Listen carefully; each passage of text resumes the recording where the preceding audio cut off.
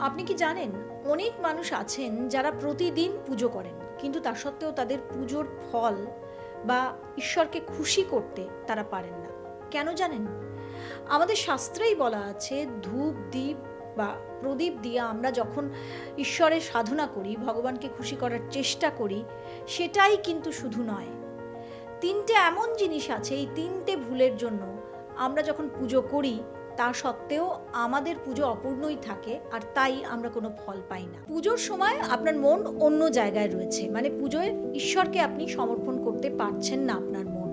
২ নম্বর কারণ হলো যে আপনি ভগবানকে ভালোবেসে নয়, ভয়ে বা কোনো স্বার্থে ডাকছেন।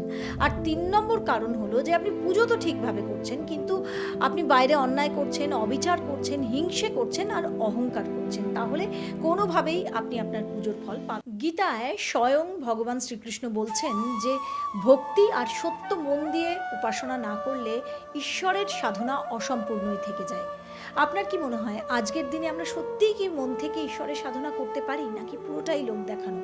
যদি আপনার মতামত আমাকে জানাতে চান তাহলে কমেন্টে অবশ্যই লিখে জানাবেন। আর এই ভিডিওটা যদি আপনাদের ভালো লাগে তাহলে এরকম আরও অনেক ভিডিও দেখার জন্য এই চ্যানেলটা সাবস্ক্রাইব করতে ভুলবেন না।